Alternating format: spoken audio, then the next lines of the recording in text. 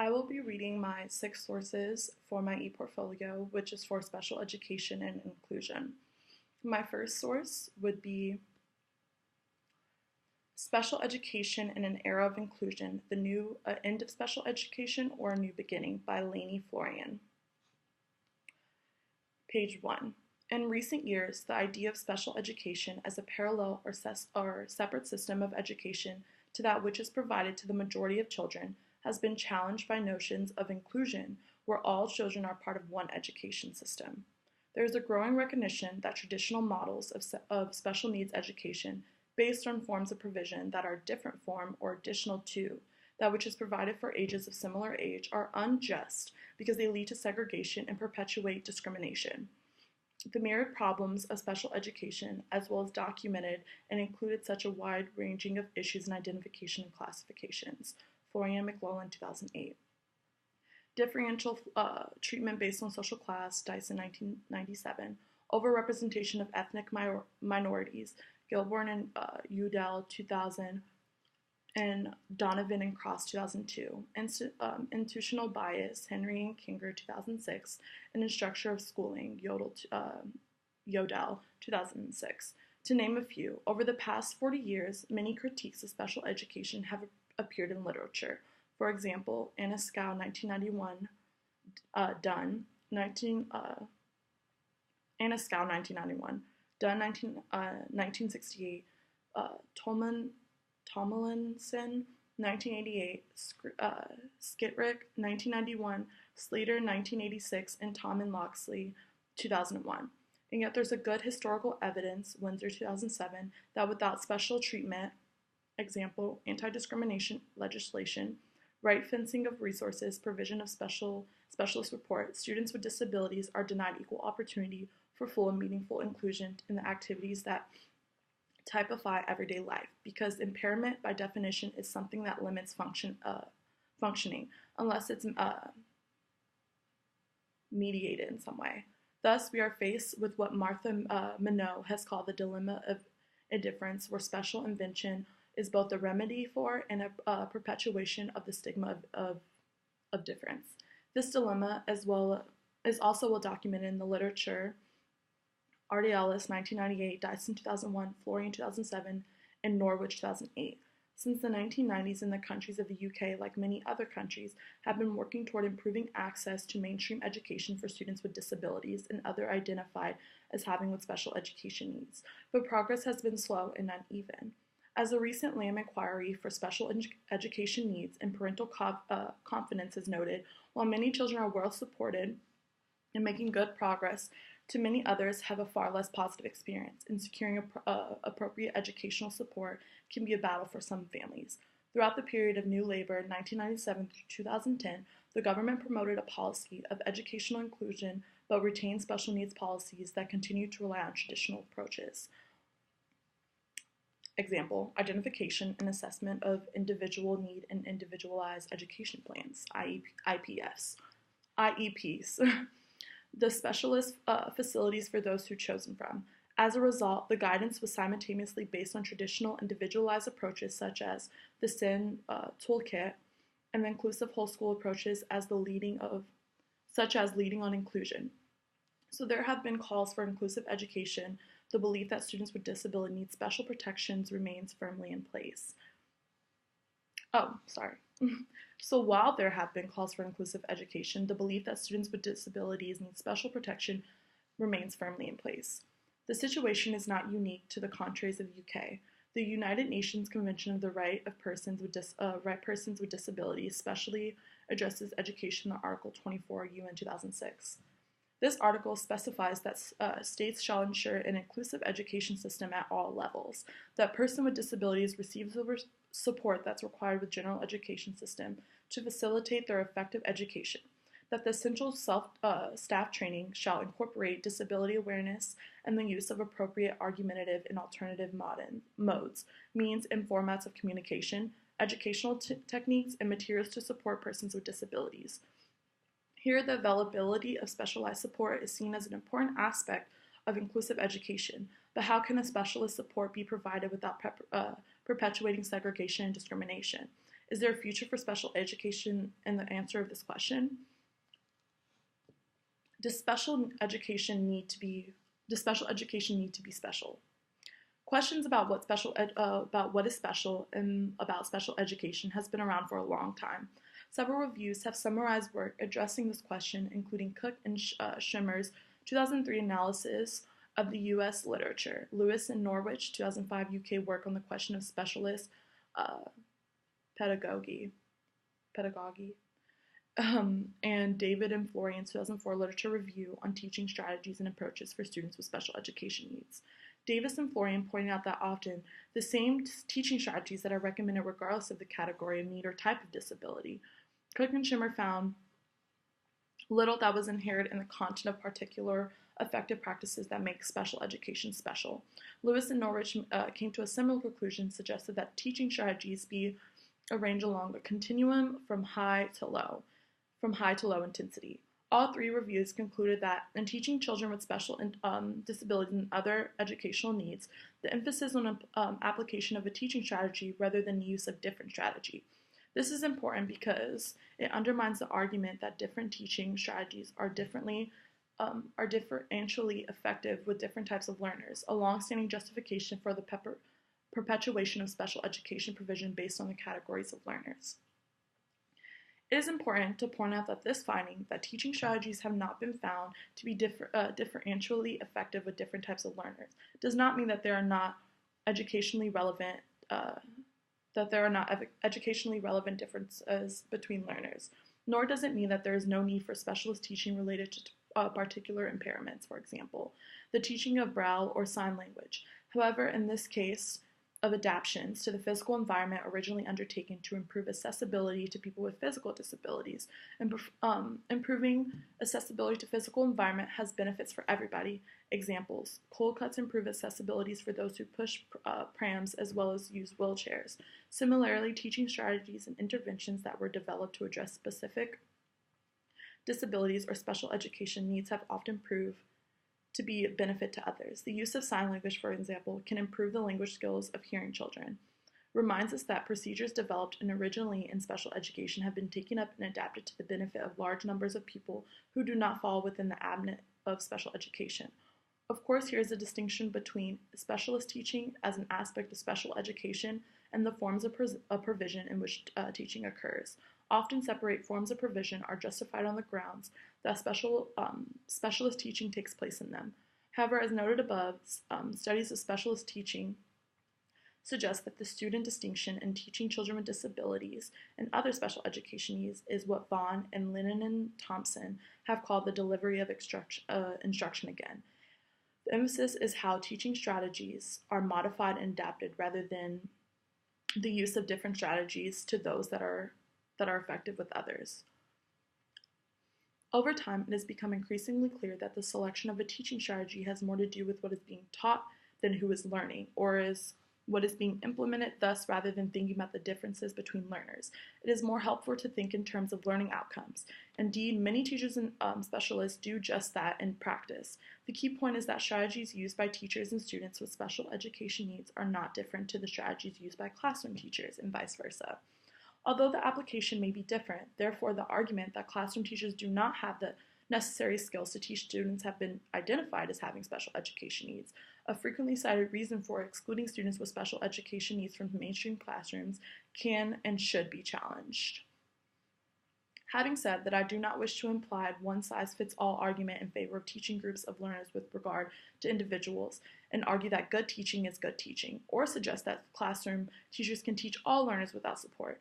Rather, I wish to argue that teachers are constantly responding to individual differences between all learners within the context of teaching a class of learners. Ask any teacher about his or her class, and it is not long before they begin to make distinctions between students. They may talk about the girls and boys who act up and those who are quiet, or those who have to cope with difficult circumstances, those who are privileged and those who are struggling, ethnic minorities, English language learners, and so on. Every classroom contains diversity, and teachers expect there to be differences between learners. Teachers take account of all kinds of differences in their daily practice. Salient educational differences are found in learners' responses to tasks and activities rather than diagnostic criteria that are used in categories to determine eligibility for additional support, and thereby render them as beyond the responsibility of the class teacher. Learners vary across many dimensions, and teachers are constantly making multiple decisions about how to respond to all kinds of differences. Differences themselves are a matter of degree, rather than categorical distinctions. Teachers know what works for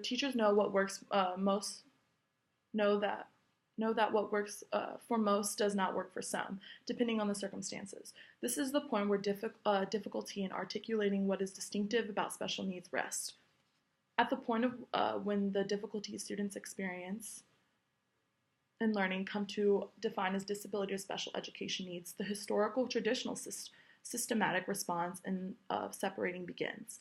When the magnitude of difficulty exceeds the teacher's capacity to respond with confidence, the student is often assumed to need specialist teaching or special provision.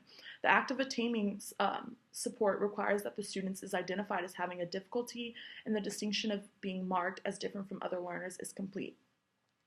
Recently, it has been suggested that it is an unfounded assumption that identifying differences via placement in special schools and using disability labels is necessarily humiliating, because there are no sound reasons for a child to feel humiliated by special needs and disabilities labeled as such. The problem is that these markers of difference are associated with both poor educational and post-educational outcomes. Example, lowered educational attainment, higher rates of unemployment, and so on. And many people are humiliated not only by being labeled but by the outcomes all too frequently associated with it. Of course, the experiments of educational failure or judgments of one ability is also humiliating for anyone who experiences in regards of whether they are labeled or where that humiliation takes place. However, as noted above, there is no shortage of evidence that for students from social class or ethnic minority groups such as Afro-Caribbean. Page 3. Sorry, before that was page 2. However, it is noted that above there is no shortage of evidence that for students with lower social class or ethnic minority groups such as African, Caribbean boys, and English language learners, the structure of school institutionally discriminates against them in ways that lead to their overrepresentation in special education. It is hardly surprising then that there are debates that might be considered an appropriate educational response to disabilities and other difficulties in learning, and the extent to which these responses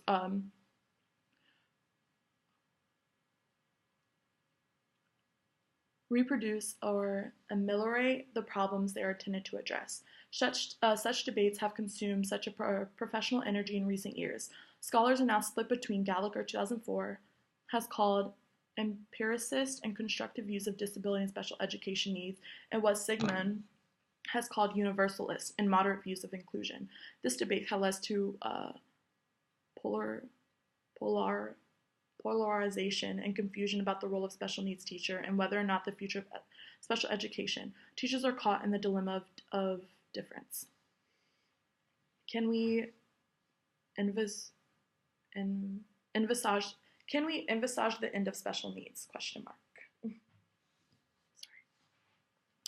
While many tensions between special and inclusive education continue to be forcefully debated, the two concepts remain strongly evident in policy and practice. The conceptual end of special needs, both as a form of precision and way of describing children, has been envisaged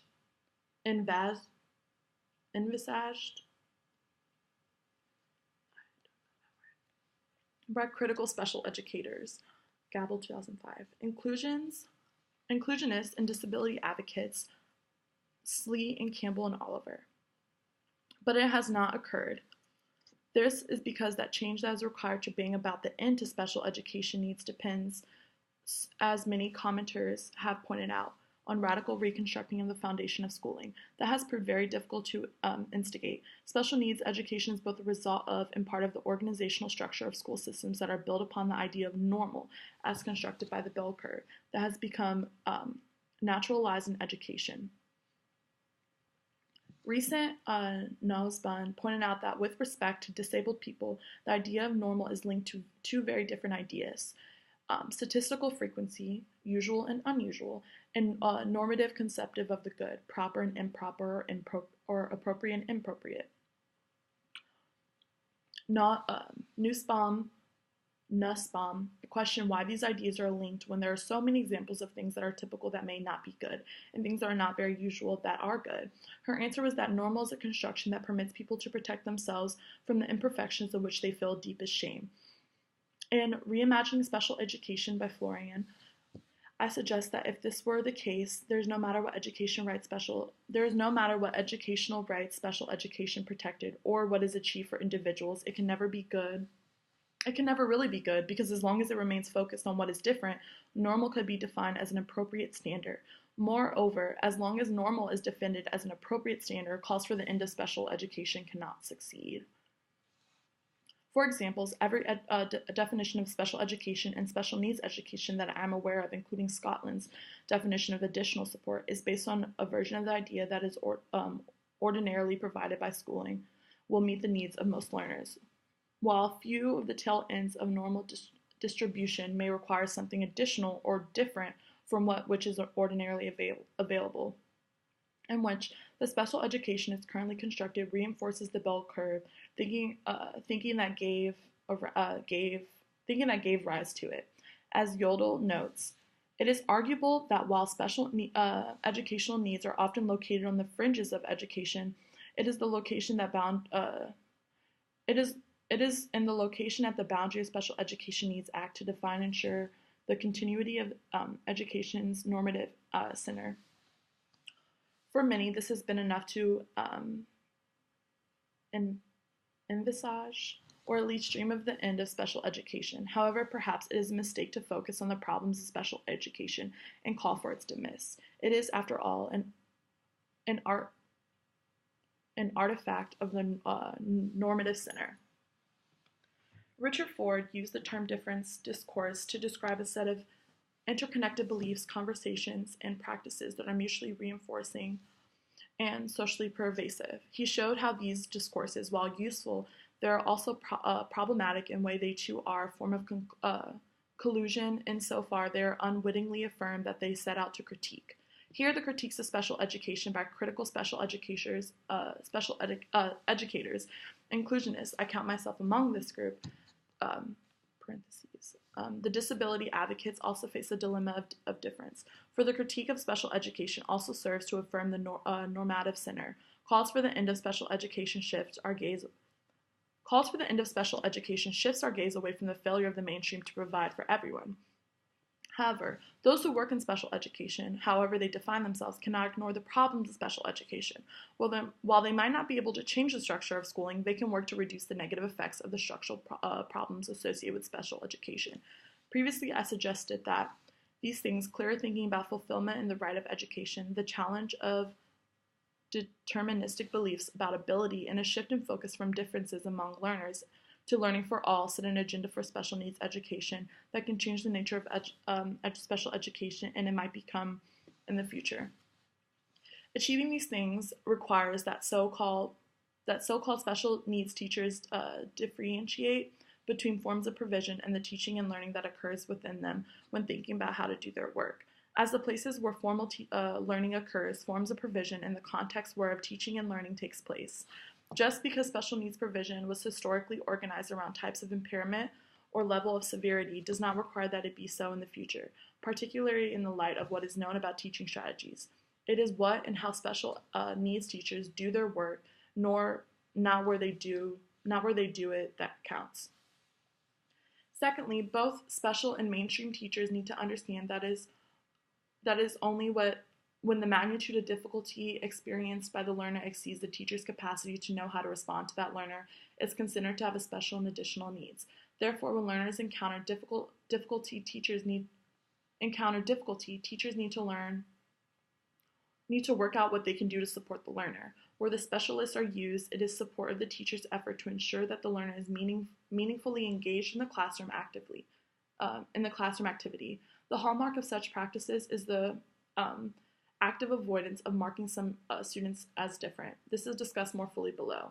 Finally, the ending for traditional education is an ending for what is unjust about the current arrangements. It does not and must not mean the classroom teachers and learners are left out there on their own without support. A new beginning for special education is the reimagining and use of support. It is the ways that teachers respond to individual difference throughout the whole class teaching, the choices they make about group work, and how to utilize specialist knowledge in matters, bringing about the culture shift and the necessary work for the field, special needs in education. The structural problem of the past need not determine the future. A future for special education. While the positioning of special needs education as a problem of injustice has highlighted the dilemma of access and equity inherent in educational systems that rely on bell curve thinking and different forms of provision for different types of learners, has led to calls for it to be dismantled. Question needs to be asked about what will replace it. Even if systems of schooling were radically restructured, how would teachers undertake the task of providing for all? Is there a future for a new form of support for everyone? Page 4. Over the past years, a group of colleagues in England and Scotland have been developing the concept of inclusive pedagogy as an approach that is distinguished from earlier concepts of special and inclusive education, which are based on the process of providing for all differentiating